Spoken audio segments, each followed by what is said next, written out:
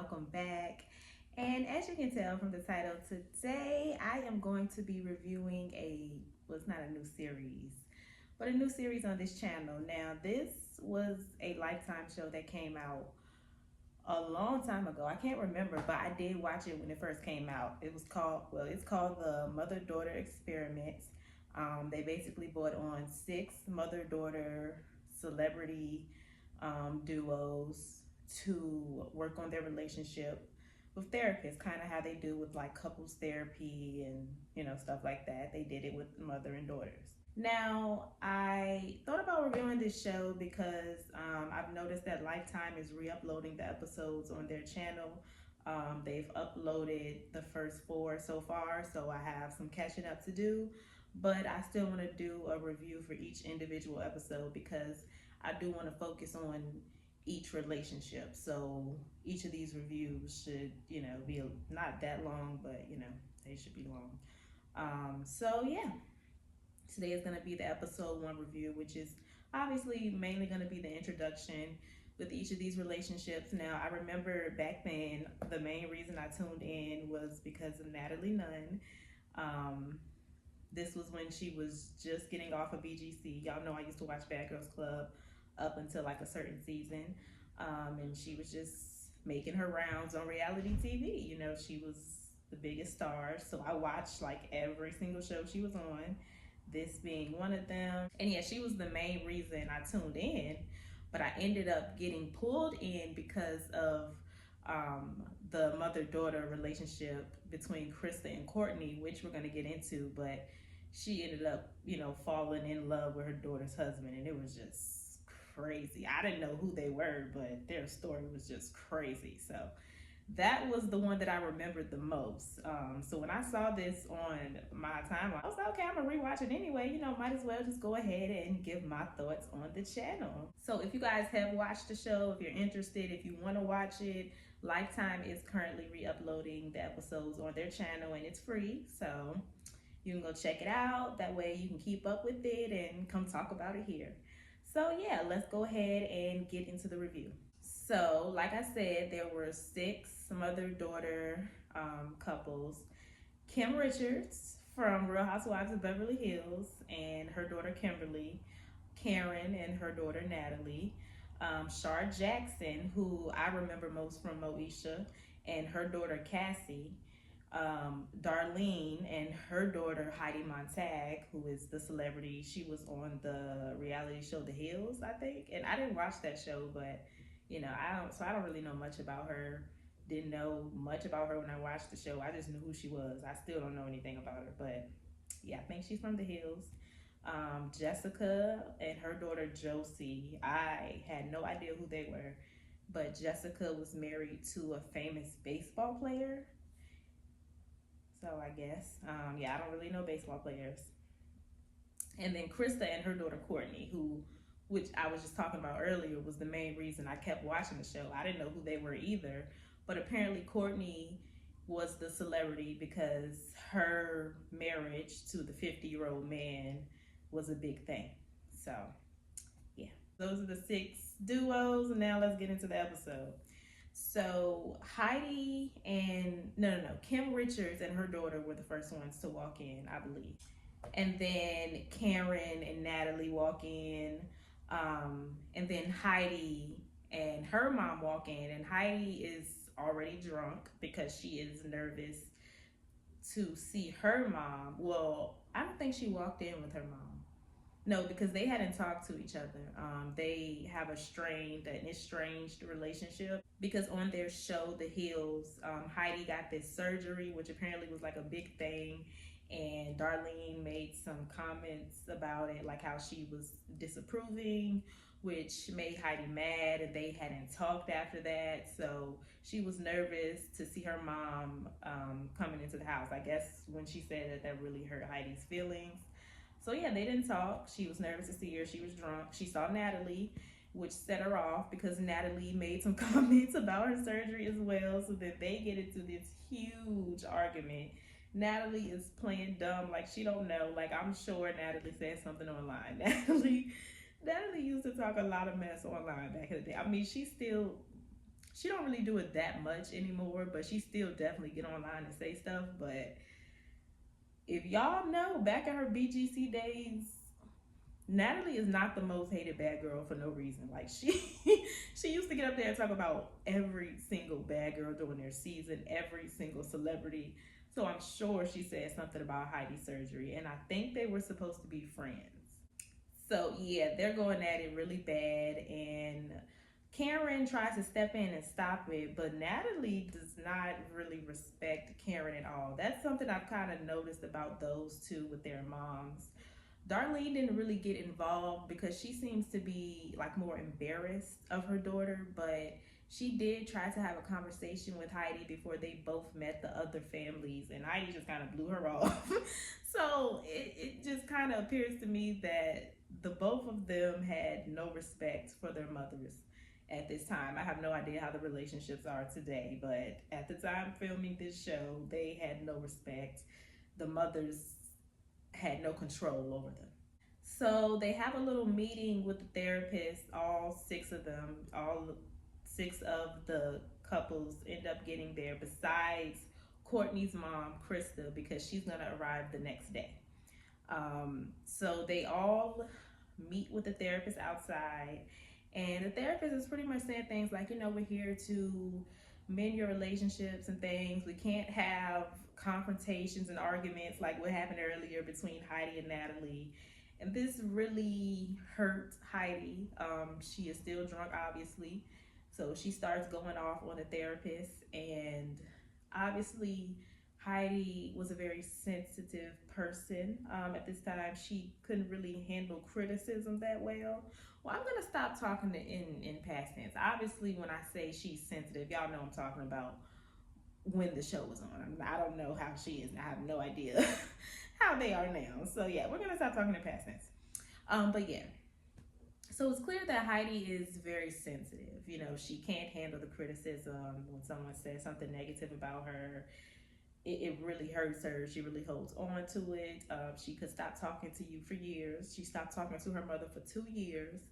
And that could have something to do with possibly her being famous, and some people can't handle it, and she probably gets tons of criticism on a daily. And when she got the surgery, even her family and friends had negative things to say publicly. So, she's just very sensitive to criticism, it appears.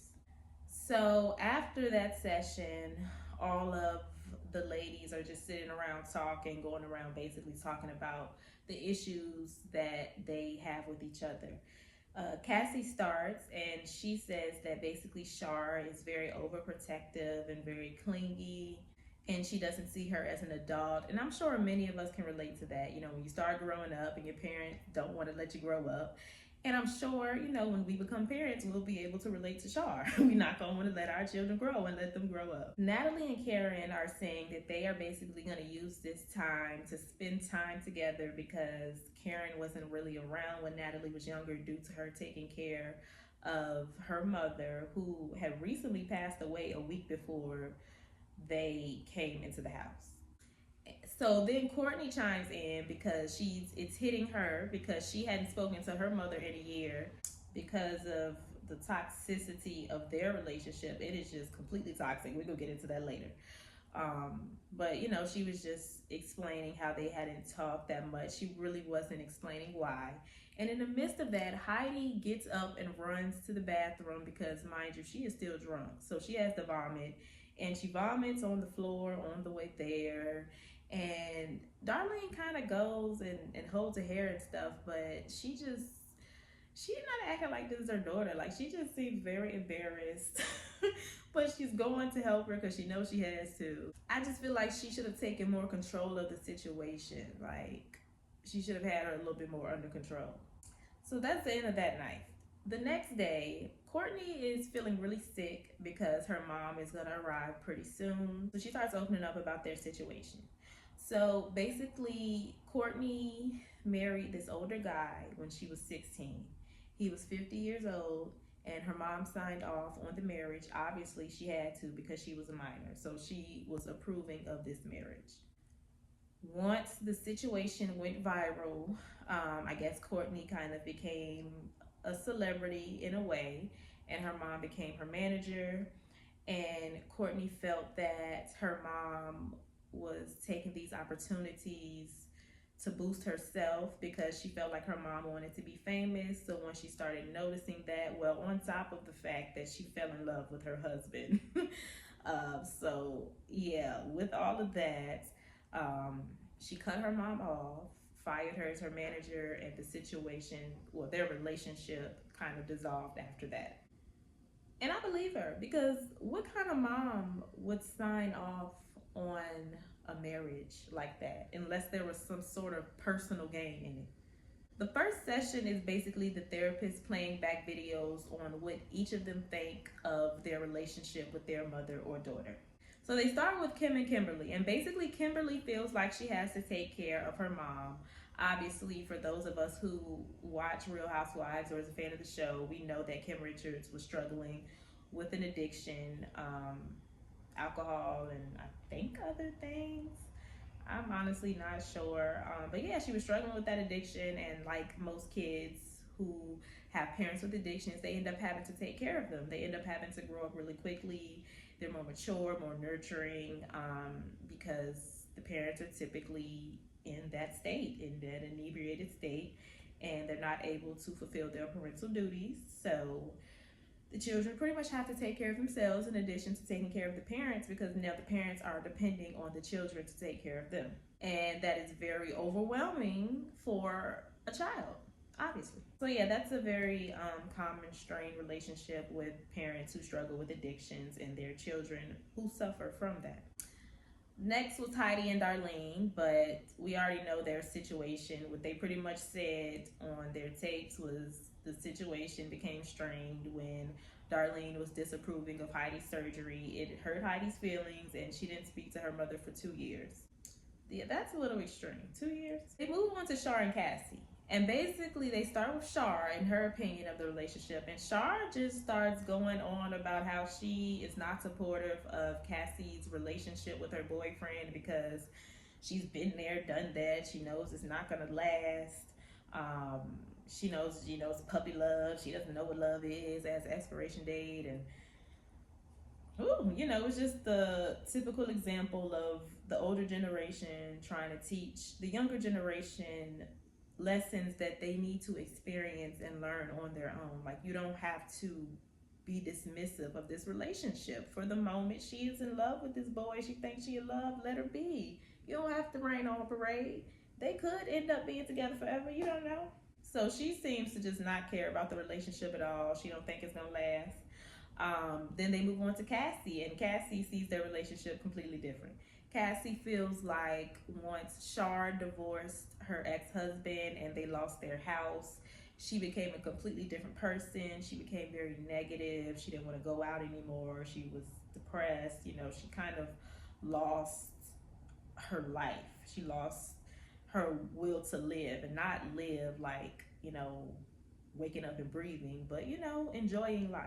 Cassie also didn't know Shar felt that way about her boyfriend, but she said she's not surprised because Shar doesn't like any guy that she dates, which could be connected to what she said about their relationship, about when she divorced the ex-husband.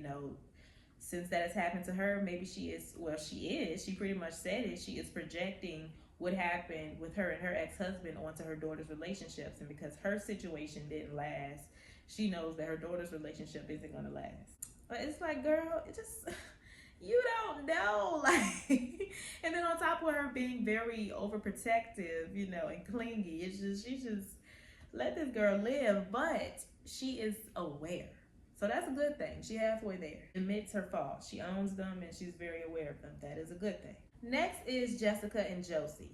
And Josie, it starts with Josie, and she's talking about how once she got older, she kind of realized that when she was younger, her mother put men before their relationship. And as she got older, she kind of started to resent her for that and didn't respect her, I guess, because Jessica's stance was basically saying that Josie is disrespectful, she doesn't listen, she's aggressive. They have more of a friendship, and she's afraid to put her foot down because she doesn't want to lose the relationship. Now, I can definitely understand, Josie's perspective on the situation, because I'm sure a lot of us can relate as you get older and you start seeing your parents as flawed human beings, versus the superheroes that you thought they were in your head, and you start seeing where they kind of possibly messed up in their parenting that possibly affected you and made you this type of person, where you start realizing that you possess some behaviors that you got from them, or anything. When you pretty much start realizing that your childhood shaped you in your negative and positive ways, some people start resenting their parents, and it seems as though that's what has happened with Jessica and Josie. And Jessica is afraid to put her foot down because she doesn't want to lose the relationship. Then they move on to Karen and Natalie, which is pretty much the same situation as Jessica and Josie. The only difference is Karen put her mother before her relationship with Natalie because her mother was sick and she felt as though she needed to take care of her mother, of course, like that's her mom. But as a result, Natalie suffered because she was never around. And, like Josie, Natalie grew resentful, and she does not respect her mother at all. And Karen does try to put her foot down sometimes, but Natalie just doesn't listen. Like earlier when she was arguing with Heidi, Karen did try to step in and stop the situation, but Natalie just completely blew her off. Natalie does not respect her at all. And also, her mother is currently still grieving because her mom just passed away a week before they entered the house. And this is the mother that she spent the last 8 years taking care of, not, being around Natalie as much. So she was still dealing with that and not really being able to talk to Natalie about it because Natalie is not empathetic towards the situation at all. As far as she's concerned, that is the reason she doesn't have a relationship with her mother. So she's still dealing with that, and she's not really able to talk about it. So lastly is Courtney and her mom, Krista. Now, her mom had arrived just in time for their turn. And when Krista walks in the room, it is very tense, but they end up watching their videos. And it's basically everything that I have said already. Courtney feels that Krista really, really wants to be famous. And Krista feels like the husband came between the relationship, and it's like, well, duh, because you tried to sleep with him. But she also said that she feels that it's justified that the husband tried to come on to her because Courtney didn't really want him like that. And it's just like, the mom is just very, very toxic. She feels that Courtney doesn't appreciate her. She doesn't appreciate any of the sacrifices she's made. Typical things that a toxic parent says. You had to make those sacrifices. You had to take care of the child because you brought her in this world. That is what you are supposed to do. Otherwise, you would have went to jail. So their video ends, and immediately Krista starts playing victim, like her daughter is manipulated. She has been manipulated by this man, and it's just like, you don't say. Like, are you really shocked that a 16-year-old could have possibly been manipulated and or groomed by a 50-year-old man that you allowed her to marry, that you also fell in love with, and they confronted you on, but now he's the problem because he didn't fall in love with you back? Like, the husband is clearly not the problem here. They start going at it a little bit. The therapist ends the session, but she has those two stay back. Now, clearly, they have the most toxic, the most strained relationship out of everybody. I mean, everybody is just gagged. Like, you know how when you going through some stuff, and then you hear somebody else's situation, and it is like way worse than yours, and you like, dang, like, I know I'm going through stuff, but ooh. Like, that's how everybody looking at them right now. Like, I know my relationship with my mama bad, but dang, she ain't never tried to sleep with my man.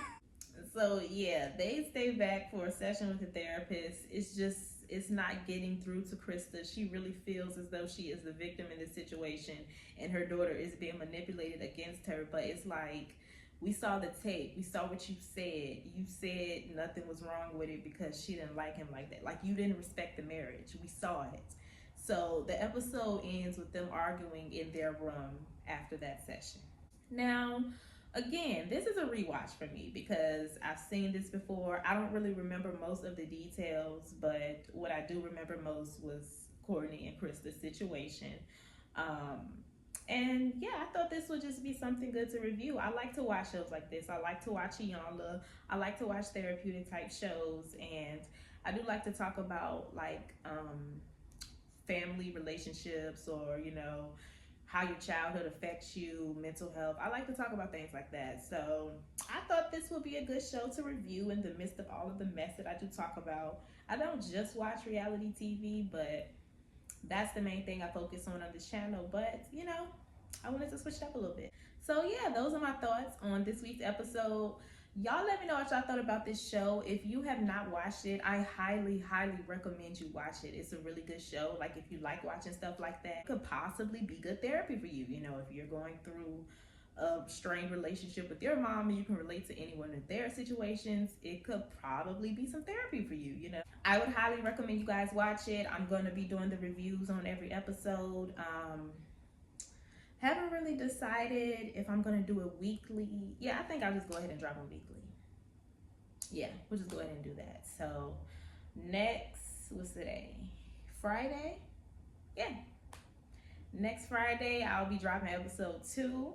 Y'all go watch episode 2 so you're caught up and we can talk about it. But yeah, let me know what you thought about everything in the comments down below. Stay happy, healthy, and all of that good stuff, and I will see y'all in my next video. Bye.